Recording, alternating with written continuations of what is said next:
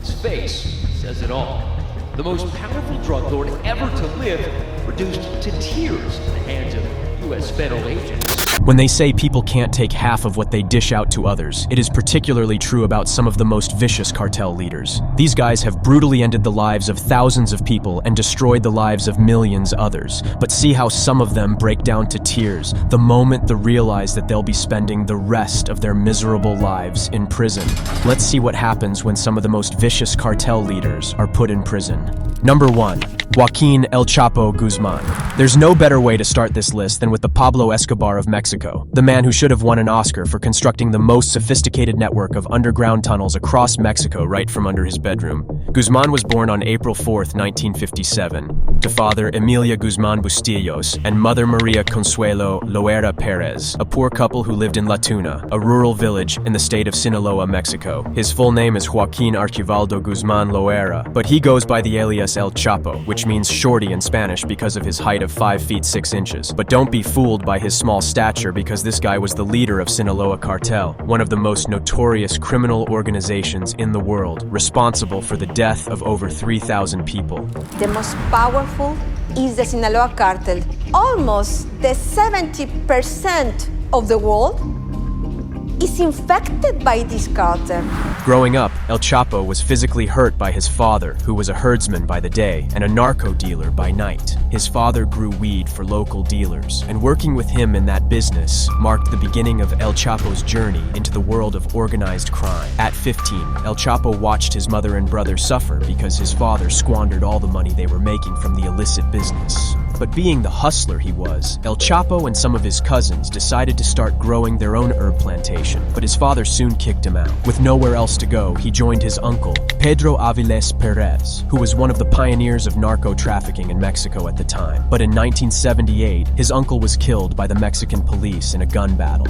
El Chapo then joined forces with another rising drug lord, Hector Luis Palma Salazar, also known as El Güero, or the Blonde One, in the 1980s. Together, they formed the Guadalajara Cartel, along with Miguel Angel Felix Gallardo, also known as the Godfather or the Boss of Bosses. El Chapo was in charge of logistics for the Guadalajara Cartel. He supervised the transportation and distribution of narcotics from Sinaloa to various cities in Mexico and across the border. It was during his time in this position that he became famous for his brutality and extreme use of violence. El Chapo did not give any room for mistakes or errors. If a shipment arrived 5 minutes late, El Chapo would put a bullet in the head of the person responsible for that delay. But everything changed in 1989 when Felix Gallardo was arrested by Mexican authorities. Following his arrest, the Guadalajara cartel split into smaller fractions, and El Chapo became the leader of the Sinaloa fraction known as the Sinaloa Cartel. El Chapo's cartel grew in size and power over the years, expanding its operations to Central America, South America, Europe, Asia, and Australia. But his success attracted so much attention to him, and soon he made it to the list of one of the most wanted criminals in the world, with both Mexico and the United States offering millions of dollars for his capture.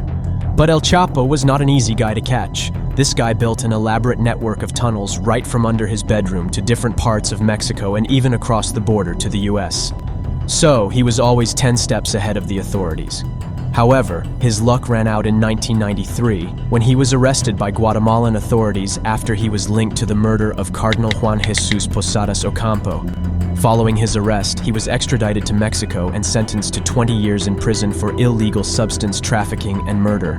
But even from behind bars, El Chapo continued to run his cartel with the help of his associates and corrupt prison staff who helped him in planning and executing his escape on January 19, 2001. He bribed several guards and officials to let him out of his cell and into a laundry cart, which was then driven out of the prison by an accomplice. After this escape, El Chapo managed to evade the authorities for 13 years. During this time, he continued to expand his narco empire and wealth, earning him a spot on Forbes' list of billionaires and most powerful people. But El Chapo's fame also made him more vulnerable and exposed him to the public eye. And it did not take long before he was captured again in 2014, after a joint operation by the Mexican Navy and the U.S. Drug Enforcement Administration, DEA. Mexican Marines forcefully escorted Joaquin Guzman, the next stop for the world's most wanted drug lord, prison. Following his arrest, the notorious drug lord was transferred to the maximum security at La Palma or Altiplano prisons. However, he pulled off another daring escape on July 11, 2015, using a tunnel that was dug right under his cell by his associates. Then, he sits down, appearing to remove his sandals. And then, he vanishes. The tunnel was equipped with lights, ventilation, rails, and a motorcycle. He rode the motorcycle to a nearby construction site where he met his associates. Opening the tunnel up to the press, the authorities show a well-resourced operation with electricity, an air supply, and this makeshift minecart adapted from a motorcycle, presumably used to move earth and people along its rails. This prison escape was a huge slap on the face of the Mexican government, and they went all out to do whatever it took to recapture the drug lord again. El Chapo was eventually recaptured on January 8, 2016, after a fierce gunfight with the Mexican Marines in Los Mochis, Sinaloa. This time, the Mexican authorities were happy to extradite him to the U.S. in 2017, where he faced multiple charges of illegal substance trafficking, murder, money laundering, and conspiracy. The long road that led Chapo Guzman from the mountains of Sinaloa to the courthouse behind us today was paved with death, drugs, and destruction. He was tried in New York City in 2019 in what was described as one of the most complex and high-profile trial in the United States history. At the end of the trial, El Chapo was found guilty on all counts and sentenced to life imprisonment plus 30 years.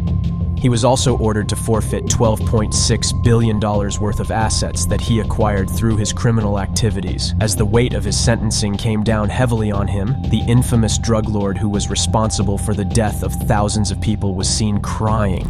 His face says it all.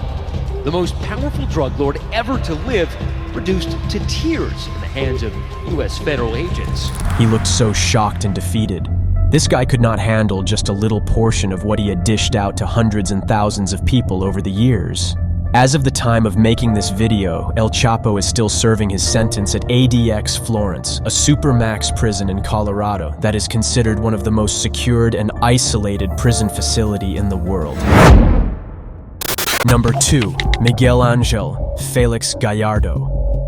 Felix Gallardo, who goes by the alias El Padrino, is often referred to by most people as the godfather of Mexican drug cartels. The reason for that is not far-fetched, because Felix Gallardo was one of the founding fathers of the foremost notorious Mexican drug cartel, the Guadalajara Cartel, founded in the 1980s. During his time, Felix Gallardo controlled most of the smuggling routes in Mexico and along the United States borders. He was also one of the pioneers of large-scale illegal substance trafficking in Mexico that established direct connections with Colombian cartels to import coke and cannabis into the United States. However, Felix Gallardo destroyed the narco empire he had built by himself when he made what I like to refer to as the greatest mistake of his life. He ordered the abduction and murder of a U.S. Drug Enforcement Administration DEA agent, Enrique Kiki Camarena, in 1985. Camarena was an undercover DEA agent who was investigating the activities of the Guadalajara cartel in the 80s. His investigation led to the discovery and destruction of a multi-million-dollar cannabis plantation owned by the Guadalajara cartel. This made Felix Gallardo furious, and on February 7, 1985, he ordered the kidnap of Camarena and his helicopter pilot as they were about to leave the U.S. Consulate General in Guadalajara. They were taken to the cartel's safe house, where they were reportedly brutalized for about 30 hours. Sadly, Camarena and his helicopter pilot died at the hands of Gallardo and his men after hours of pain, and their bodies were dumped by the roadside. As you would imagine, the United States was enraged by the brutal murder of its citizens, and they immediately ordered the Mexican government to arrest Felix Gallardo and anyone who was involved in the heinous crime.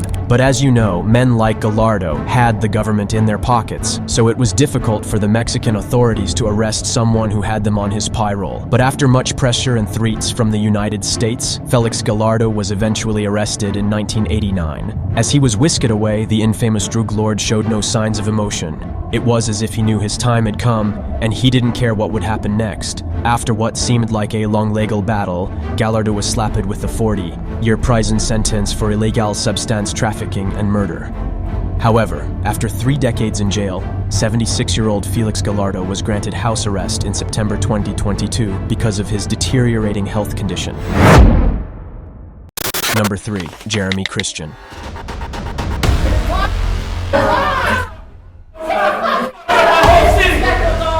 That is Jeremy Christian, a self-proclaimed white supremacist and a member of the notorious Ku Klux Klan, or KKK for short. The KKK is a terrorist organization that has been brutalizing people of color, Jews, immigrants, Latinos, Hispanics, and other minorities for over a century. They use violence, intimidation, and propaganda to promote their twisted ideology of white supremacy. These guys have a history of violence, hatred, and bigotry, and they are not afraid to show it. They have burned crosses, lynched innocent people, blasted churches, and spewed derogatory words to intimidate and oppress anyone who does not fit their twisted ideology. As of 2023, the KKK has had 3 different incarnations, each one more brutal and ruthless than the last. Jeremy Christian belonged to the 3rd and most recent chapter of the KKK, which emerged in the 1960s and is still active till today. On a fateful day in May 2017, Jeremy Christian boarded a MAX train in Portland, Oregon. While on that train, he unleashed his racist fury on 2 young girls, one of whom was an immigrant from Somalia and the other an African American. You got a problem with what I'm saying? All you Christians and Muslims and Jews. An eyewitness on the train reported that Christian unleashed a violent rant about Muslims, Christians, Jews dying and spoke of beheadings before shouting, "Go home, we need Americans here." On seeing what was happening, a brave commuter on that train named Namkai Miche tried to record the incident on his phone, but Christian snatched and smashed his phone before his very eyes. As if that wasn't enough, he went on to pull out a knife from his pocket and brutally ended the lives of Namkai Miche and another 53-year-old passenger named Ricky Best, who had also tried to intervene. As Christian was arrested and faced trial for murder, he was all tearful while pretending to be remorseful for what he had done. But the moment he saw the same black girl he harassed in the courtroom, the beast in him rose once again to expose him for who he truly was. I should have killed you. I should have killed your bitch ass. Everybody knows you're alive. That was when the judge knew he was dealing with an unrepentant racist, and without giving it a second thought, he slammed him with a life in prison sentence without a possibility for parole. Disappointment, frustration, irritation. I mean, just every emotion you could think that came when I saw that he actually did what I told the police that he was going to do if they did not catch him. Number 4, Marciano Vasquez. A former member of the Zeta drug cartel said he witnessed 70 to 80 executions carried out by the Zetas in Mexico. Gustavo Rodriguez was testifying against Marciano Vasquez, a man the government says was a major player in the cartel. I suspect the reporter is trying to water down how brutal Vasquez actually was, because those numbers do not account for even 10% of the number of people Vasquez killed. This guy was a ruthless killer who rose to the rank of regional leader of Los Zetas, one of the most feared and violent cartels in Mexico. His reign of terror began in 2009. When he joined Los Zetas as a hitman, he quickly gained the trust and admiration of his boss, El Verdugo, which means the executioner. El Verdugo was the leader of Los Zetas at the time, and he lived up to his name. He was notorious for his brutal methods of torture and murder, such as removing his victims' heads, eating their flesh, disemboweling their organs, and feeding them to wild animals. He taught Vasquez everything he knew, and Vasquez proved to be an eager and loyal pupil. Vasquez soon became El Verdugo's right-hand man, and together, they unleashed a wave of violence and chaos across Mexico. They targeted anyone who opposed them, from rival cartels to law enforcement to innocent civilians. They did not spare women, children, or older people. They did not care about human rights or dignity. The only thing that mattered to them was power and money.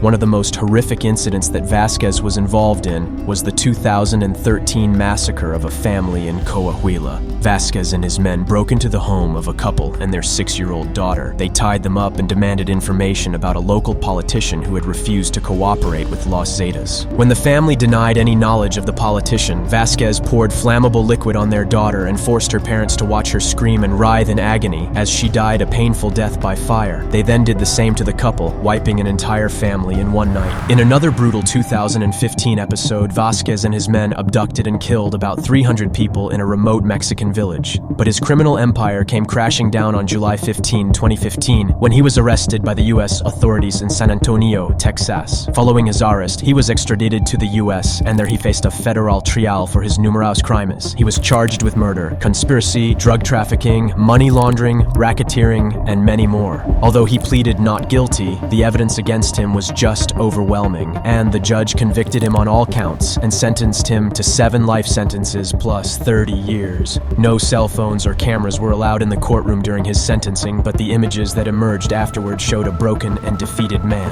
Marciano Vasquez was sentenced to 3 consecutive life sentences today in federal court. The member of the Los Zetas drug cartel was convicted on a number of counts, including murder, conspiracy, and drug charges. Number 5. Caius Veiovis. Yeah, I'll see you all in hell too, you remember that. Every I'll see you in hell. Caius was not always Caius. He was born as Roy Gutfinski Jr. in Pittston, Pennsylvania, where he was adopted by a loving couple. But Roy was a troubled kid who had a fascination for knives, drugs, and the gang life. He was constantly in and out of hospitals and juvenile centers for his violent and erratic behavior. One time, he attacked a staff member with a razor blade. Shortly after that, Caius and his 17-year-old girlfriend brutally attacked a 16-year-old girl with a razor. Now, the horrifying part of this is that they licked the gore off the razor, and the injuries they inflicted on their victim resulted in 32 stitches. You see, Caius wanted to escape his reality and become someone else, someone powerful, mysterious, and feared. He found inspiration in the Twilight series, where he admired the character of Caius, a ruthless vampire leader. He also learned about Veiovis, a Roman god who allegedly escaped from hell, so he decided to change his name and his appearance to match his idols by undergoing a series of surgeries to implant horns on his forehead and tattooed his face with green bones and the number 666. Caius took it a little step further by joining the Hells Angels, a motorcycle club that was founded in 1948 in California by a group of bikers who wanted to have fun and ride together. But the club soon became notorious for its involvement in narco-trafficking, modern-day women's slavery, racketeering, and murder. The club has since been banned in several countries, such as the Netherlands and Germany, for being a threat to public order and the rule of law. But the club members deny any wrongdoing and insist that they are just motorcycle enthusiasts who share a common passion. Caius was not satisfied with being a mere member of the club. He wanted to rise in the ranks and prove himself as a loyal and ruthless killer, and he got his chance in 2014 when he was hired to murder 3 men who were witnesses in a case against another Hells Angel member. His victims were David Glasser, Edward Frampton, and Robert Chadwell. Caius and his accomplices kidnapped and brutally killed them, and then disposed of their bodies. But it didn't take long for the authorities to link Caius to the murder, and he was arrested and charged with murder in the first degree, kidnapping, and witness intimidation. The trial started with Caius pleading not guilty to his crimes, but with the overwhelming evidence against him, the jury was not convinced. He was found guilty of all charges and sentenced to life imprisonment without parole, and his reaction... Yeah, I'll see you all in hell too, you remember that. Every I'll see you in hell. Number 6. Jorge Eduardo Costilla, Sanchez.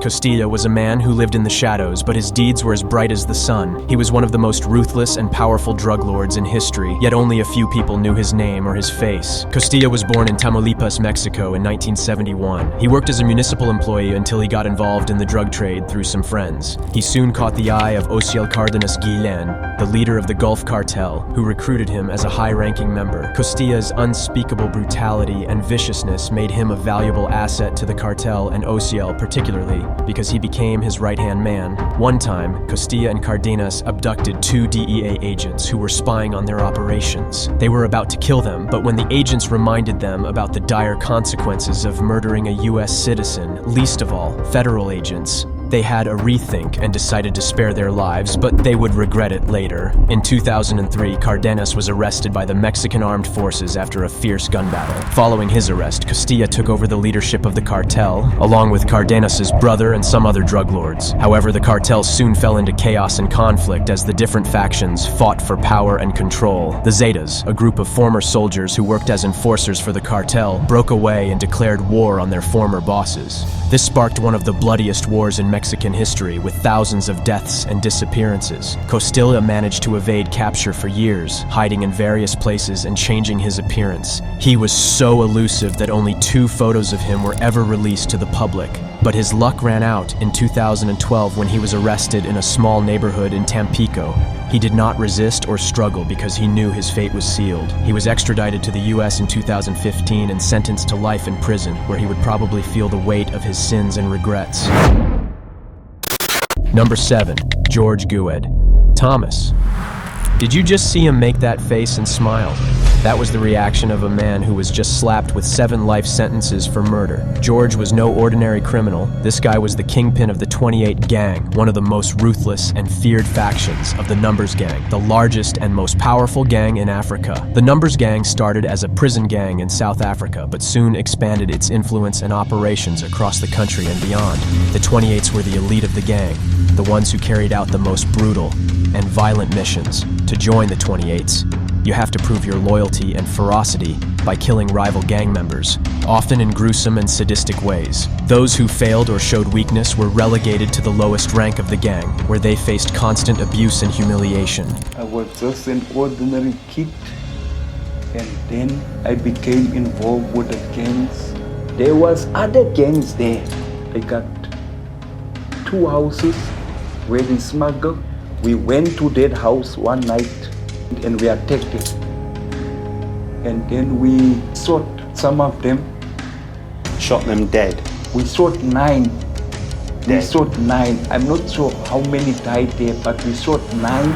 George was not only a member of the 28s, he was their leader. He had earned his position by being the most violent and cunning of them all. He and his men terrorized Western Cape Town, where they ran a lucrative drug and arms trade. They were the law of the land, and no one dared to challenge them, except for one man, Curtis Esterhuizen. Curtis was a former member of the 28s, who had turned against them and became a police informant. He had witnessed and participated in many of the gang's atrocities, but he had also seen the error of his ways and decided to cooperate with the authorities. Curtis was said to have survived 6 hit attempts by the 28s, who wanted to silence him before he could testify against George, who was facing 55-count charges, including 7 counts of murder. But even behind bars, George still wielded his power and influence. This guy reportedly made over 33,000 calls ordering the execution of his enemies. But during his trial, his attorney tried to portray him as an honest and respectable citizen who sold fish for a living. But the judge saw through their lies and sentenced him to 7 life terms, 1 for each murder he was convicted of. As he was slammed with the sentences, George didn't seem to care. He smiled and laughed as he was escorted out of the courtroom. His reaction now was that of a man who had nothing more to lose, but after spending a few years in jail, he became a shadow of his former self, a broken and remorseful man.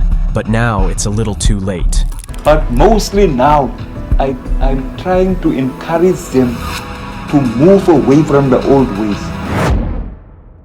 Number 8. Gilberto Rodriguez Oru. When Pablo Escobar died in 1993, this was the guy who took over the coke market and built a massive narco trade empire that was reportedly supplying 80% of coke in the US and about 90% in Europe. He was a Colombian drug lord and the co-founder of the notorious Cali Cartel. While Escobar was alive, the Cali and Escobar's Medellin cartel were always in constant confrontation, but once Escobar died, Gilberto and his men conquered their territory, taking over their turf and resources. At the peak of his confrontation with the Medellin cartel, Gilberto forced Escobar's family into exile with death threats. Gilberto was so powerful that when he was captured on June 9, 1995, he tried to negotiate a surrender deal with the Colombian government, offering to pay off the national debt in exchange for leniency. Even before his arrest, the authorities searched his home for several days before he was found, hiding in a secret compartment equipped with an oxygen tank in his bathroom. He was eventually arrested and sentenced to 15 years in prison, but men like Gilberto had the government in their pockets. So he served only 7 years of his sentence, but he was arrested again in 2004, and this time extradited to the US, where he faced 30 years in prison for conspiring to import coke into the United States. There is no video of his trial, but his face when he was extradited showed his regret and fear. He spent his last years in prison, suffering from various chronic illnesses, including cancer. After a few years behind bars, the notorious drug lord begged for an early release, but his requests were denied by the judge, who said he had no justifiable grounds to reduce his sentence. According to the judge, There are no extraordinary and compelling grounds to support the application. The court is totally unwilling to undermine and undo such public respect for the law, as well as the gravity of the offenses committed. His criminal record is solvent, but there is no way he could effectively cut this sentence in half. On May 31st, 2022, 83-year-old Gilberto died in a prison hospital in North Carolina. Number 9. Abel Galos. When a single mother of 2 girls, Simone Duran, accepted to visit a man she met on social media, she wasn't exactly thinking that she was making a mistake. But as it turned out, that was the worst decision of her life.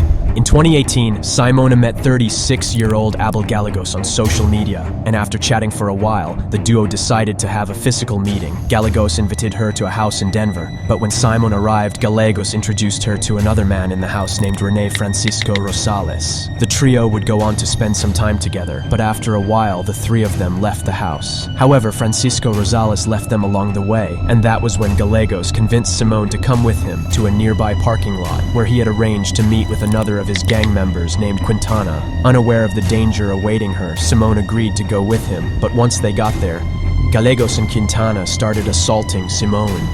They bundled her into Galegos' car trunk and took her to another secluded location where they brutally ended her life. They went on to burn her body to ashes and then fled the scene. However, on November 20th, 2018, Gallego was arrested for a different crime he had committed, but further police investigation linked him to Simone's murder. He was also linked to several other crimes, including robbery, assault, and illegal substance trafficking. This guy had a long criminal record and had violated his probation several times. This particular case he was arrested for was his 6th felony conviction. I am struck by the casualness in which it was committed, the absolute disregard for human life. Knowing that the society would be in danger to have a guy like Gallego around, the judge sentenced him to life in prison without the possibility for parole. This is the result. This is where you will end up, with your family and friends crying as you're let out of the courtroom to serve the rest of your life in prison. Number 10. Pedro Espinosa. Pedro Espinosa shall be put to death within the walls of the California State Prison at San Quentin. Did you see the blank stare? No remorse, no regret, no emotion. Just the cold, hard gaze of a killer. That was Pedro Espinosa, a member of the notorious 18th Street Gang. He had just been given the ultimate sentence for murdering a young boy, Jamiel Andre Shaw II. Jamiel was a remarkable kid who excelled in everything he did. Sports, music, academics, you name it.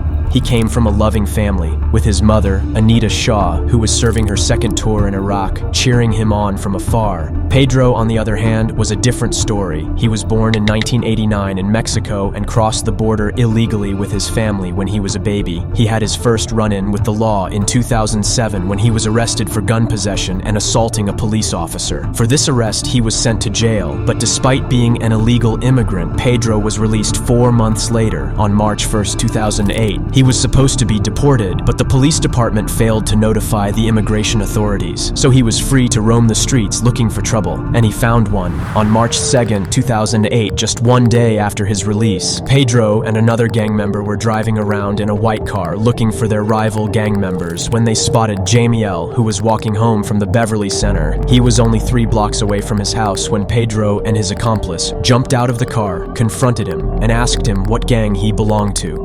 They saw the red Spider-Man backpack Jamiel was carrying and immediately assumed he was a rival gang member.